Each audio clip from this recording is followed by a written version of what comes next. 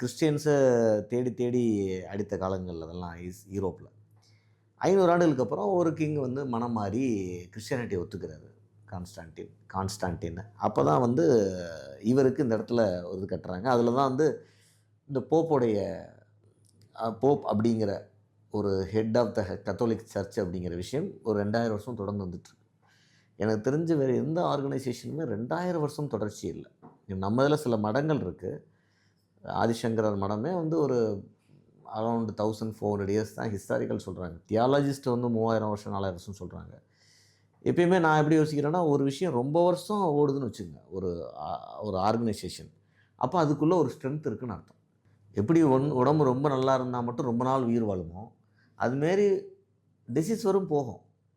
ஆனால் ஓவரால் அந்த டிசீஸை மேனேஜ் பண்ணுற பவர் பாடிக்கு இருந்தால் மட்டும்தான் அது 100 வருஷமோ 120 வருஷமோ வாழ போகுது. ஸோ 120 வருஷம் வாழ்கிற ஒருத்தரை வந்து நம்ம கண்டிப்பாக சொல்லலாம் அவரோட உடல் மற்ற உடலோட ஆரோக்கியமானதுன்னு. அதேமாதிரி தான் ஆர்கனைசேஷனில் ரொம்ப வருஷங்கள் இருக்கிறவங்க ஆர்கனைசேஷன் உள்ள சில நல்ல விஷயங்கள் நடந்துகிட்டு இருக்குது அப்படிங்கிற ஒரு புரிதல் நார்மலாக 99% இந்த ரூல்ஸ் நீங்கள் வச்சுக்கலாம். ஸோ அந்த விஷயத்தில் போப்புங்கிற விஷயத்தில் இன்றைக்கி வந்து கடைசியாக இப்போ இருக்கிற போப் ஃப்ரான்சிஸ் இவர் இறந்தாருன்னா இன்னொரு புது போப் செலக்ட் பண்ணுவாங்க. ஸோ அதுதான் அடுத்த ப்ராசஸ். பட் ஒரு சில நல்ல விஷயங்களை தொடர்ந்து அவங்க பண்ணிகிட்டு இருக்கனால சர்வைவ் ஆகிட்டு இருக்காங்கன்னு நான்